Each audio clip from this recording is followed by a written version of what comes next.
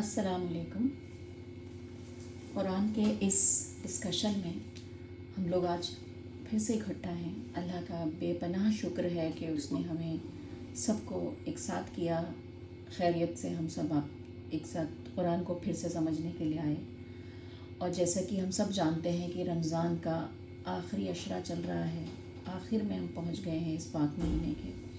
تو اس کا پہلے بھی جب ذکر ہوا کہ قرآن نازل ہونے کے لیے اللہ تعالیٰ نے قرآن کو بھیجنے کے لیے یہی مہینہ چوز کیا، اور اس کے آخری عشرے کی راتوں میں یہ مقدس کتاب ہم تک نازل ہوئی ہے۔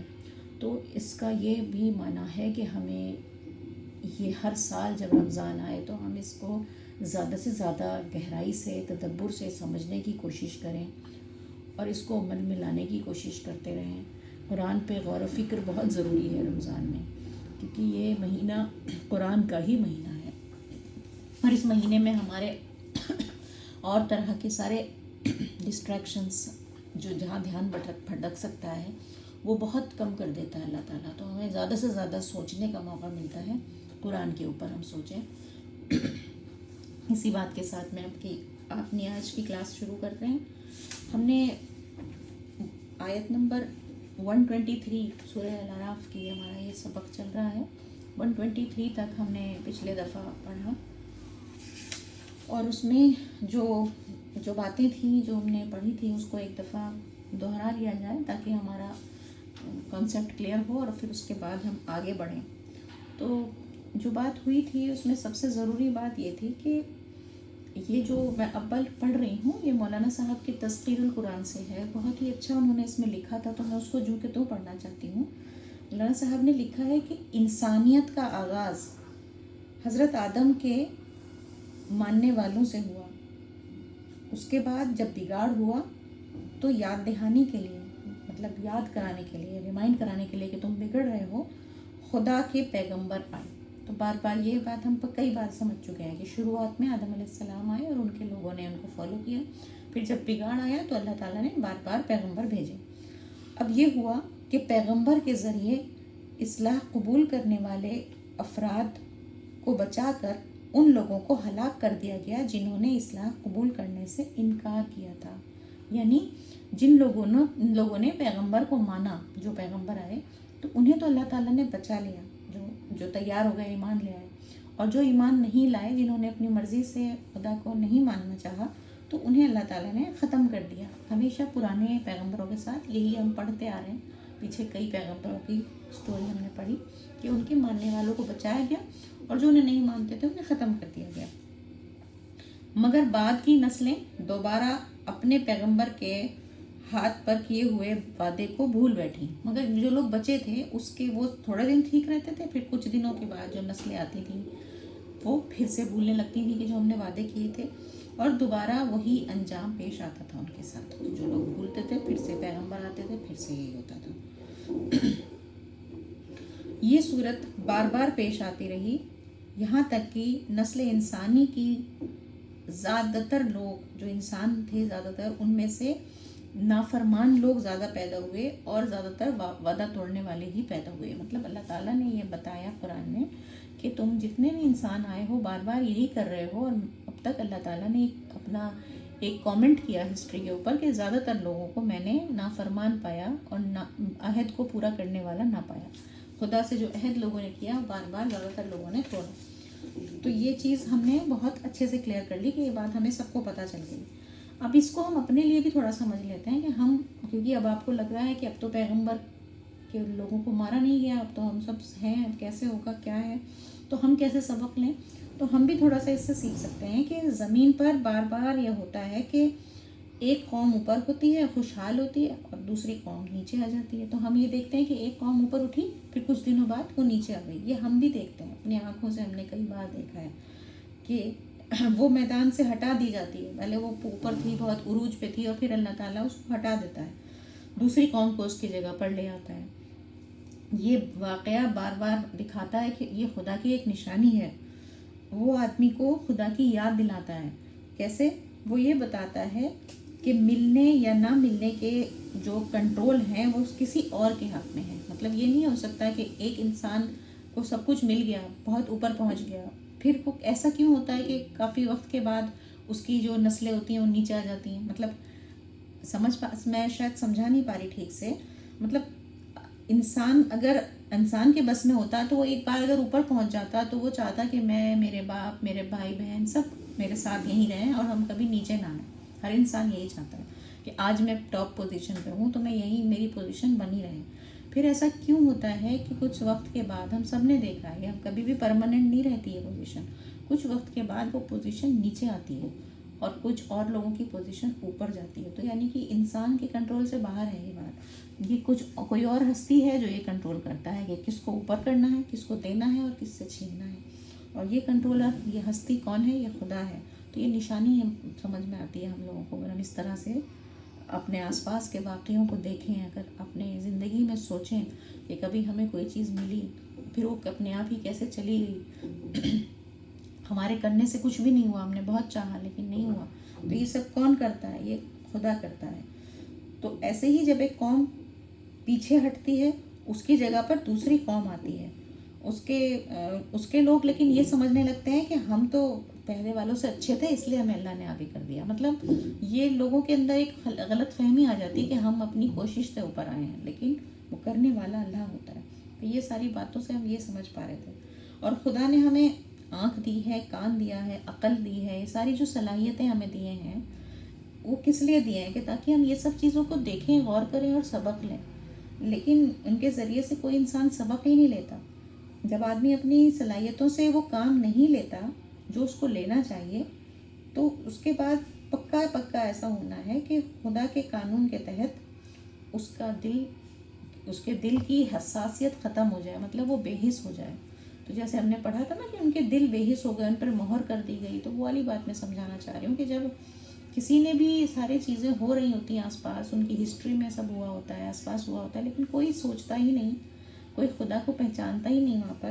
تو اس لیے ایسا ہوتا ہے کہ ان کے جو یہ ساری جو طاقت انہیں دی تھی اللہ نے سوچنے سمجھنے کی، یہ ہوتے ہوئے بھی وہ ایک دم سے مردہ دل کے ہو جاتے ہیں. ان کی سمجھ میں پھر کچھ آنا بند ہو جاتا ہے، یہ بے حسی کی مہر لگ جاتی ہے ان کے اوپر، یا یہ کہہ لیں. تو وہ انسان ہوتے ہوئے بھی ایک طرح سے انسان نہیں ہے. ہم اس طرح سے بھی اس کو سمجھ سکتے ہیں. پھر یہ والی باتیں اچھے سے سمجھنے کے بعد ہمیں پتہ ہے کہ پھر موسیٰ علیہ السلام کا ذکر شروع ہو گیا تھا کہ موسیٰ علیہ السلام کے ساتھ کیا ہوا. موسیٰ علیہ السلام فرعون کے پاس گئے، وہاں اپنی نشانیاں دکھائیں، لیکن فرعون نے اس کو الٹا سمجھ لیا. یہ اب ہوتا کیا ہے، یہاں بھی ایک پوائنٹ سمجھنے کا ہے کہ کوئی بھی پیغمبر جب آتا تھا تو وہ بڑے لوگوں کے پاس، جو اس وقت کے بڑے لوگ ہوتے تھے ان کے پاس پہلے بھیجا جاتا تھا. کیوں؟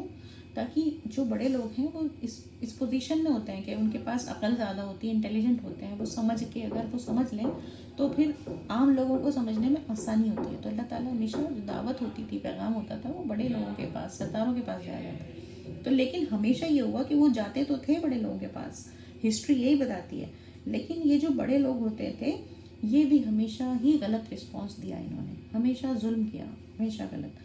یعنی کہ انہوں نے اپنی جو عقل انہیں اللہ تعالیٰ نے دی تھی، جو انٹیلیجنس انہیں اللہ نے دی تھی، اس کا انہوں نے استعمال حق کو پانے کے لیے کیا ہی نہیں جس کے لیے وہ اللہ نے دی تھی. جیسا میں نے ابھی پیچھے بتایا کہ انہوں نے عقل کو استعمال ہی کرنا بند کر دیا. تو وہ ہوشیار تھے اپنے دنیا کے معاملوں میں، تو بہت کامیاب تھے، لیکن جب انہیں سچ بات بتایا گیا تو اس کو نہیں پہچان پائے وہ لوگ، کیونکہ انہوں نے اس طرف سے اپنا دماغ بند کر رکھا تھا. اور اس طرح سے انہوں نے یہ کر کے کیا، ان کی لیڈری تو ثابت ہو گئی. لوگوں نے کہا نہیں یہ بڑے ہیں، اگر انہوں نے کہا ہے کہ غلط ہے تو غلط ہے. پہلے تو ایسے ہی ہوتا تھا نا، راجا نے کہہ دیا کہ یہ بات نہیں ہے تو پھر ساری عوام جو ہوتی تھی وہ اسی کو فالو کرتی تھی. تو اگر انہوں نے ایک بار موسیٰ علیہ السلام کی دعوت کو فرعون نے کہہ دیا کہ یہ تو میں نہیں مانتا ہوں، یہ غلط ہے، تو پھر باقی عوام تو سیدھی سادھی ہوتی تھی، وہ اسی بات پہ مان لی جاتی تھی کہ راجا نے یہ کہا ہے.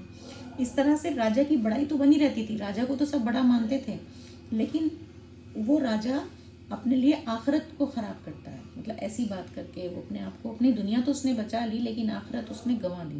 تو یہاں پہ یہ پوائنٹ بھی میں بتانا چاہتی تھی کہ ہمیشہ یہی ہوتا تھا کہ راجا مہاراجا لوگ اپنی حیثیت کو بچاتے تھے کہ ہماری دنیا نہ خراب ہو جائے، ہم ان کی بات مان لیں گے تو یہ بڑے ہو جائیں گے، ہم چھوٹے ہو جائیں گے.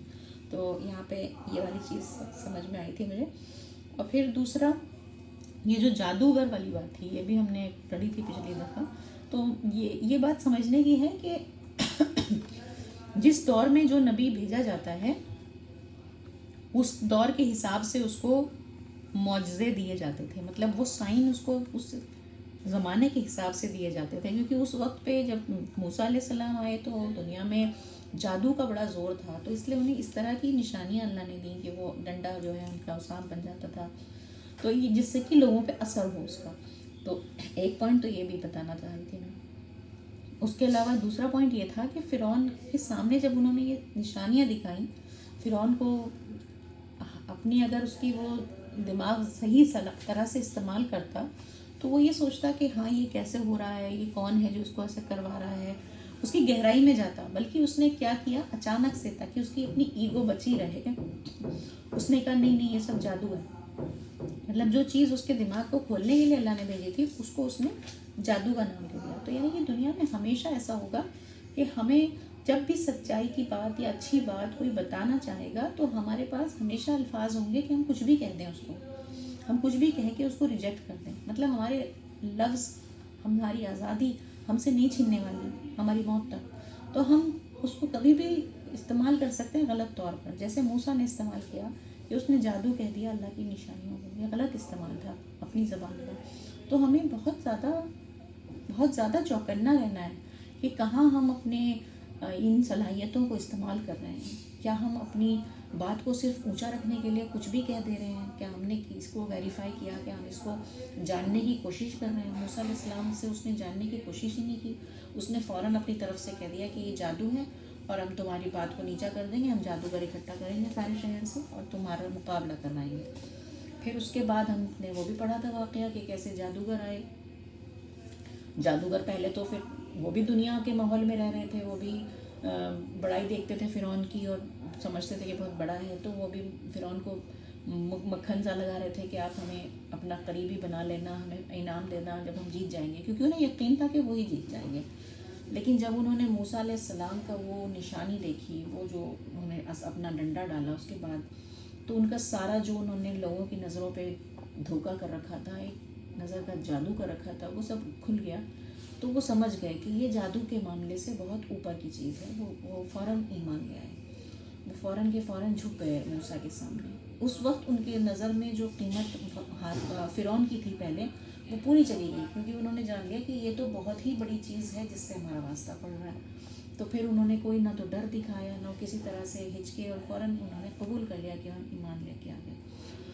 اچھا، یہی سیم چیز فرعون بھی دیکھ رہا تھا کہ سب کے سامنے کیا ہو رہا ہے کیا نہیں ہو رہا ہے، لیکن اس نے اس چیز کو نہیں جانا کہ یہ تو اللہ کا معاملہ ہو سکتا ہے، جب یہ جھک گئے تو میں بھی جھک جاؤں. وہ ایسا نہیں تھا.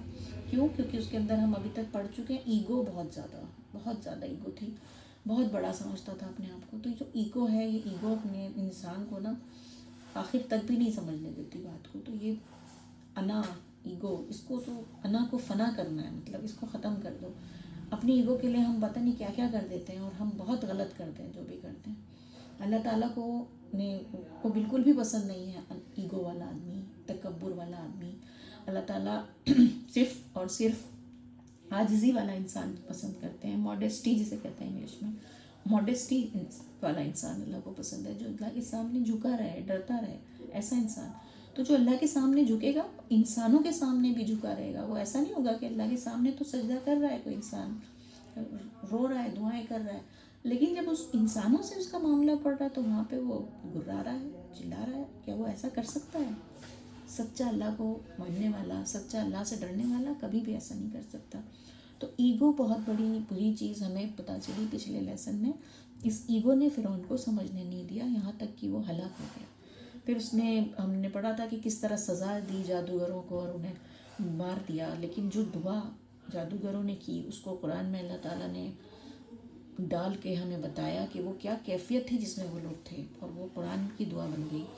اور ہم سب کو بھی وہ دعا مشکل وقت میں کرنی چاہیے کہ اے رب ہم پر صبر انڈیل دے اور ہمیں وفات دے اسلام پر. تو یہ سب سے زیادہ ان کی دعا جو ہے اتنی زیادہ مقبول ہوئی، اور اللہ نے تبھی قبول بھی کر لی ہوگی، ضرور کری ہوگی جب اس کو قرآن میں اس کا درجہ دیا. تو انہوں نے اپنے لیے صبر مانگا کہ اتنی بڑی پریشانی ہم پر آنے والی ہے، یہ ہمیں مارے گا، ہمارے ساتھ زیادتی کرے گا، ظلم کرے گا. ہمیں صبر ڈال دے کہ ہم تیرے لیے سب برداشت کر لیں، اور ہمارا جو خاتمہ ہو ہم کسی طرح سے بھی اسلام سے ہٹے ہوئے نہ ہوں، ہم ایمان پہ ختم ہیں۔ تو یہ دعا ایک مسلمان کی، سچے ایمان والے کی دعا ہے۔ یہاں تک ہم نے اس کو پچھلی دفعہ سمجھا تھا۔ اب ہم اس کو آگے بڑھاتے ہیں مزید۔ 127 ورس سے شروع کرتی ہوں۔ اعوذ باللہ من الشیطان الرجیم، بسم اللہ الرحمن الرحیم۔ فرعون کی قوم کے سرداروں نے کہا، کیا تو موسیٰ اور اس کی قوم کو چھوڑ دے گا کہ وہ ملک میں فساد پھیلائیں اور تجھے اور تیرے معبودوں کو چھوڑیں؟ تو فرعون اکیلا نہیں تھا، اس کی بھی ایک ٹیم تھی، جیسے ایک منسٹر ہوتا ہے، پھر بہت سارے منسٹر ہوتے ہیں۔ تو اس کے قوم کے جو سردار تھے، اس کی قوم کے سرداروں نے کہا کہ اب موسیٰ نے اتنا کچھ کر دیا ہے، مقابلے میں وہ جیت گیا ہے، تمہارا نام خراب کر دیا ہے، تو کیا اس کو ایسے ہی چھوڑ دو گے؟ یہ تو تمہاری انسلٹ کر کے چلا گیا، یہ ملک میں فساد پھیلائے گا اور تیرے جو معبود ہیں، تجھے اور تیرے معبودوں کو چھوڑ دے گا۔ فرعون نے کہا، ہم ان کے بیٹوں کو قتل کریں گے اور ان کی عورتوں کو زندہ رکھیں گے۔ تو فرعون نے اپنی طرف سے سزا کری کہ ہم ان کے لوگوں کو، یہ جو بنی اسرائیل تھے سارے، جو کہ فرعون موسیٰ علیہ السلام کے جتنے بھی فالوور تھے، انہوں نے کہا ہم ان کے لوگوں کے کیا کریں گے، بیٹوں کو مار ڈالیں گے اور ان کی عورتوں کو زندہ رکھیں گے، یہ ان پر ظلم کریں گے ہم، اور ہم ان پر پوری طرح قادر ہیں، ہم ایسا کر سکتے ہیں، ماریں گے ان کے بیٹوں کو، ان کے لڑکوں کو، ان کے مردوں کو۔ موسیٰ نے اپنی قوم سے کہا، جب یہ بات ہو گئی اور وہ مارنے لگا ان کے بیٹوں کو، تو موسیٰ نے کیا کہا اپنی قوم سے کہ اللہ سے مدد چاہو اور صبر کرو۔ تو یہ دیکھو کتنی بڑی بات کہی انہوں نے۔ زمین اللہ کی ہے، وہ اپنے بندوں میں سے جسے چاہتا ہے دیتا ہے، اس کا وارث بنا دیتا ہے۔ مطلب یہ اللہ کی زمین ہے، اللہ نے فرعون کو تمہارے لیے بادشاہ بنایا ہے، یہ اللہ نے اپنی مرضی سے کیا ہے۔ اس کے بعد یہ مت سوچو کہ کوئی اور تمہیں بچا لے گا، اللہ سے ہی مدد چاہو کیونکہ اللہ نے اسے تمہارا بادشاہ بنایا ہے، اور صبر کرو، اور آخری کامیابی اللہ سے ڈرنے والوں ہی کے لیے ہے۔ تو تم صبر کرتے رہو، آخر کامیابی تمہارے لیے ہی ہے، اگر اس دنیا میں نہ صحیح تو آخرت میں تو تم ہی جیتو گے۔ تو یہاں پہ ایک بات سمجھ میں آتی ہے کہ جو آج کے ہمارے دنیاوی لیڈر ہیں، اگر ہم پریشانی میں جاتے ہیں تو ہم ان کے پاس کہتے ہیں کہ بھائی ہم پہ ظلم ہو رہا ہے، جیسے فرعون کر رہا تھا، ہم کیا کریں؟ تو وہ کیا کہیں گے، چلو آؤ جلوس نکالیں گے، ہم نعرے بازی کریں گے، ہم سرکار سے یہ کریں گے وہ کریں گے۔ لیکن موسیٰ علیہ السلام نے، جو پروفٹ تھے، مطلب جو نبی ہیں، ان کا کیا رویہ تھا کہ اللہ سے مدد چاہو اور صبر کرو، وہ اللہ سے جوڑتے تھے، پریشانی میں اللہ سے جڑو۔ ہم دنیا کی طرف بھاگتے ہیں پریشانی میں۔ تو یہاں پہ ہمارا رویہ اور ان کا رویہ دیکھنے سے اپنی غلطیاں پتہ چلتی ہیں، تو اس لیے میں اس طرح کی بتا رہی ہوں۔ موسیٰ کی قوم نے کہا، ہم تمہارے آنے سے پہلے بھی ستائے گئے اور تمہارے آنے کے بعد بھی۔ تو موسیٰ نے بتایا، مطلب ہم نے بتایا تھا نا پہلے بھی فرعون اتنا ظلم کرتا تھا ان کے اوپر بہت زیادہ، تو وہ یہ کہنے لگے کہ ہم پہ فائدہ کیا ہوا آپ کے آنے کا؟ آپ تھے جب بھی ہمارے لیے پریشانی، آپ ہو تب بھی پریشانی، نہیں تھے جب بھی ہم پریشان رہتے تھے۔ تب موسیٰ نے کہا، قریب ہے تمہارا رب تمہارے دشمن کو ہلاک کر دے اور بجائے ان کے تمہیں اس سرزمین کا مالک بنا دے، پھر دیکھے کہ تم کیسا عمل کرتے ہو۔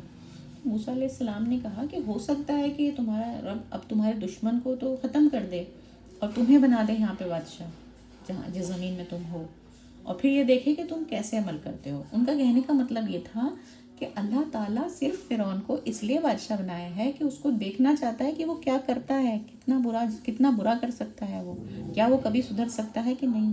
مطلب بادشاہ بنانے کے بعد بادشاہ کو یہ ٹیسٹ کیا جا رہا ہے، تمہیں بھی یہی ہوگا کہ تمہیں سرزمین کا مالک بنا دیا گیا اگر، تو پھر تمہیں بھی دیکھا جائے گا کہ تم کیسا عمل کرتے ہو۔ تو یعنی ٹیسٹ اس کا ہو رہا ہوتا ہے جس کو بادشاہی مل گئی۔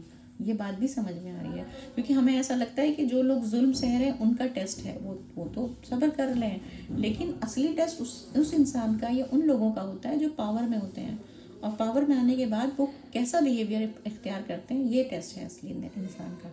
تو بہت زیادہ ضروری ہے کہ جب ہم خوشحالی میں ہوں، جب ہمارے پاس طاقت ہو کچھ، تو ہم اس کا استعمال کس طرح کریں، اس کا بہت دھیان رکھنا ہے۔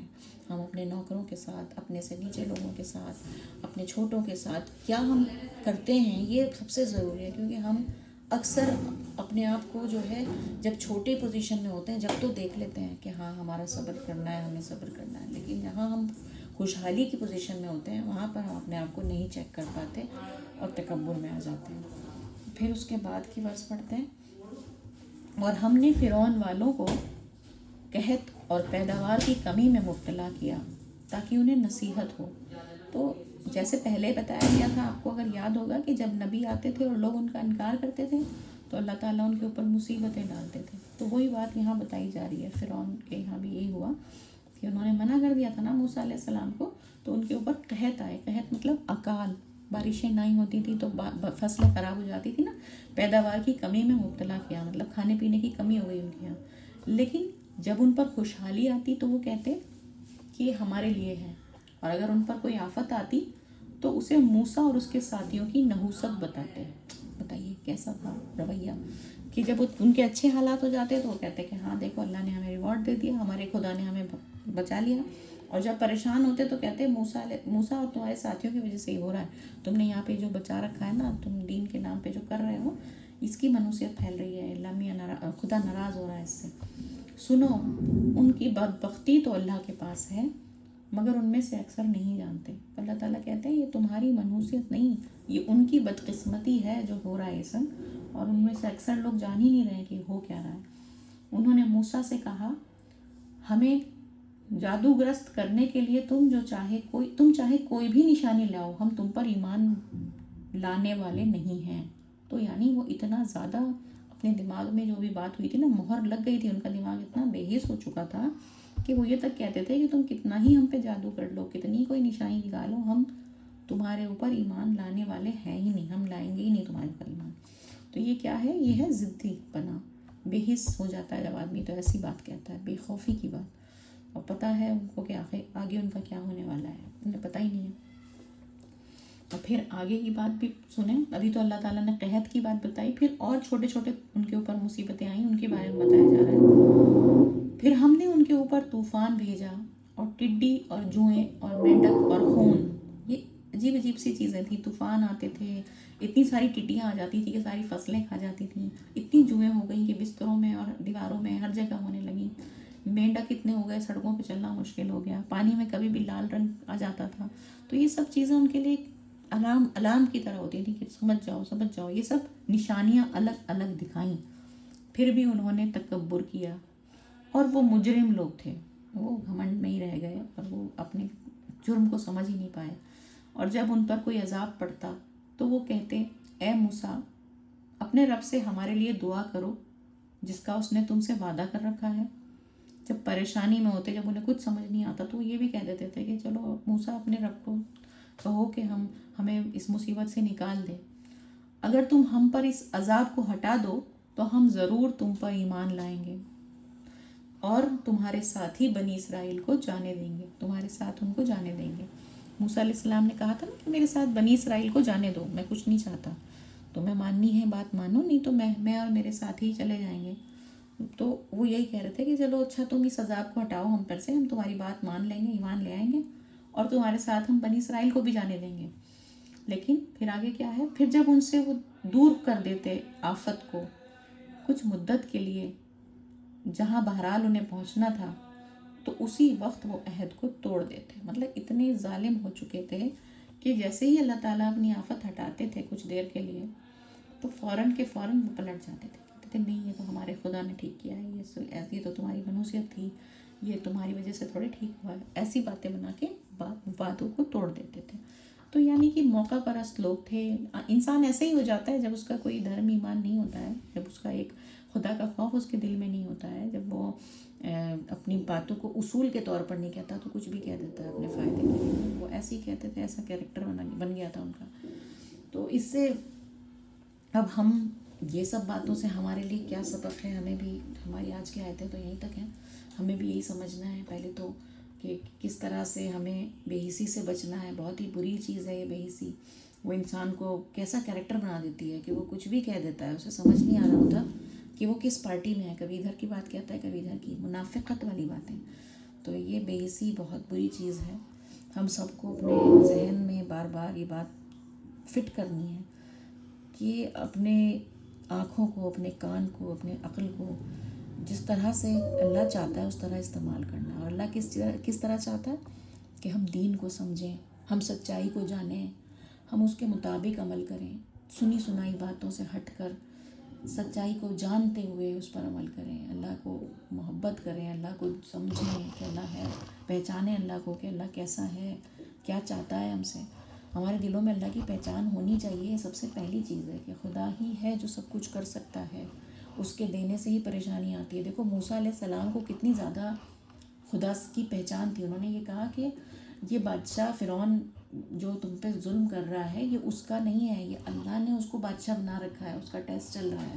مطلب اتنا پہچان تھی انہیں کہ وہ یہ نہیں تھا کہ انہوں نے ایک دم سے وہ نگیٹو ہو گئے یا شکایت کرنے لگے یا پروٹیسٹ کرنے لگے، بادشاہ کے خلاف باتیں کرنے لگے کہ کتنا خراب ہے، اسے ہٹانا چاہیے۔ وہ کچھ نہیں کر رہے تھے ایسا، وہ صرف اپنے آپ کو خدا کے قریب لے کے جا رہے تھے، اپنے لوگوں کو کہہ رہے تھے خدا کے قریب جاؤ، کیونکہ یہ جو حکومت ملی ہے، یہ حکومت ملنا بھی ایک آزمائش ہوتی ہے۔ تمہیں بھی اگر مل گئی تو تمہیں بھی آزمایا جائے گا، تو ابھی تم صبر کرو، صرف صبر کرو، یہ کہا انہوں نے۔ نماز پڑھو، دعا کرو، یہ کرنا ہے ہمیں۔ تو ہمارا جو رویہ ہے وہ ہمیں ان آیتوں میں ڈھونڈنا ہے۔ یہ جو سارے موسیٰ کے قصے اور نوح کے قصے جو ہم پڑھ رہے ہیں، یہ سب اسی لیے پڑھ رہے ہیں کہ ہم ان قصوں میں اپنی تصویریں دیکھیں اور جانیں کہ ہم کہاں ہیں، یہاں پہ کہاں فٹ ہوتے ہیں، اور پھر اس پہ اپنے آپ کو چینج کر کے وہاں لے کے آئیں کہ جو پروفٹ کہتے تھے۔ کیونکہ اب کوئی نبی نہیں آنے والا جو ہمیں صحیح راستہ بتائے، ہمیں ان نبیوں کی ہی باتوں سے اپنے آپ کو صحیح گائیڈ لائن چننی ہے۔ اسی لیے قرآن ہمارے لیے رکھا گیا، اور یہ اللہ کا اتنا بڑا فضل ہے کہ قرآن کو ہمارے لیے پریزرو کر دیا، مطلب اسے محفوظ کر دیا کہ اس میں کوئی تبدیلی نہ آ سکے، ورنہ اور کتابیں کیسے بدل گئیں۔ اگر قرآن بھی بدل جاتا تو کبھی بھی ہم سچائی کو نہیں پا سکتے تھے۔ آج ہمارے گھروں میں، ہمارے ذمدانوں میں لپٹا ہوا قرآن رکھا ہے، لیکن ہم میں سے سب لوگ اتنے غافل ہیں کہ اس کو دیکھتے نہیں، اس کو پڑھتے نہیں۔ خدا کی بات گھروں میں بند کر کے رکھی ہے، اور اپنی بات کو، اپنی دل کی بات کو ہم بولتے رہتے ہیں۔ ٹی وی پہ جو میڈیا پہ آتا ہے اس کو سنتے رہتے ہیں، لیکن خدا کی بات کو ہم نہیں دیکھتے ہیں۔ تو اس کی بھی تو پوچھو گی ہمارے سے۔ تو اس رمضان میں آخری راتیں چل رہی ہیں، ہمیں بہت زیادہ قرآن کو پڑھنا ہے۔ قرآن کو پڑھنے کا مطلب اپنی زبان میں پڑھ کر اس کو سمجھنا، سب سے زیادہ ضروری اس کو سمجھنا ہے۔ اس کے پڑھتے رہنے سے ہمیں اس سے کوئی فائدہ حاصل نہیں ہونے والا۔ تو اپنی کلاس کو ہم آج یہیں پر ختم کر رہے ہیں، ہم دعا کے ساتھ اس کو بند کرتے ہیں۔ الحمدللہ رب العالمین، الرحمن الرحیم، مالک یوم الدین۔ یا اللہ، ساری بڑائی، ساری تعریف صرف آپ کے لیے ہے، آپ ہی کی ہو سکتی ہے تعریف، اور کسی کی ہو ہی نہیں سکتی۔ ہم جو الٹی سیدھی تعریفوں میں پھنسے ہیں، لوگوں کی تعریفیں، جگہ کی تعریفیں، چیزوں کی تعریفیں، اس سے ہمیں نکال، خدا ہمیں اپنی تعریف کی طرف موڑ دے۔ یا اللہ، تو آخرت کے دن کا مالک ہے، یہ بھی ہم جان لیں، اور اس دنیا کا بھی تو ہی مالک ہے، ہم یہ بھی جان لیں۔ ہم ہمیشہ سوچتے ہیں کہ چیزوں کو ہم نے کر دیا، ہم نے یہ کر دیا، ہم نے وہ کر دیا، ہم نے یہ پا لیا، ہم نے وہ پا لیا، ہم نے کچھ نہیں کیا۔ اللہ، سب کرنے والا تو ہے، سارے معاملے سدھارنے والا بھی تو ہے، کچھ دینے والا بھی تو ہے، کچھ چھیننے والا بھی تو ہے۔ تو جسے چاہے عزت دے، جسے چاہے چھین لے۔ یا اللہ، ہر طرح سے تو ہمیں آزما رہا ہے، ہم پہ بہت سارا صبر ڈال دے۔ ہماری مصیبتوں کے وقت پہ ہم اسی طرح سے صابر ہو جائیں جیسے کہ وہ جادوگر ہو گئے تھے، جیسے تو نے انہیں حوصلہ دیا تھا موسیٰ کے زمانے میں، ہمیں بھی ایسے ہی حوصلہ دے کہ ہم ہر طرح کا ظلم سہ سکیں، ہم ہر طرح کے ظلم کو سہتے ہوئے صرف تیرے قریب رہیں، ایمان سے نہ باہر جائیں، اپنی خواہشوں کے پیچھے نہ بھاگیں۔ یا اللہ، ہم نے اپنے بہت سارے بت بنا رکھے ہیں، ہم انہی کے پیچھے، انہی کی عبادتوں میں لگے ہیں۔ ہم نے اپنی خواہشوں کو سب سے بڑا بت بنایا ہے، ہم نے اپنی مال کو بھی ایک بت بنا رکھا ہے، ہم نے اپنے اولاد کو بھی ایک بت بنا رکھا ہے۔ یا اللہ، ہمارے ان سب جھوٹے بتوں کو توڑ دے، ہمیں بس صرف ایک خدا کی عبادت کرنی ہے، اسی کی مرضی کے تابع ہونا ہے، اسی کو اپنی زندگی کا فوکس بنانا ہے۔ یا اللہ، جو بھی غلطیاں ہم سے اب تک ہو رہی تھیں اس سے ہمیں نکال دے، نجات دے دے، پاک کر دے۔ ہم اس حال میں تیرے پاس پہنچیں کہ تو ہمیں اپنی رحمت سے اس جنت میں داخل کر دے جو ہم سب کا گول ہے۔ ربنا آتنا فی الدنیا حسنہ وفی الآخرۃ حسنہ وقنا عذاب النار، آمین۔ اللہ تعالیٰ آپ لوگوں کو بھی جزا دے اور خود برکت دے۔ السلام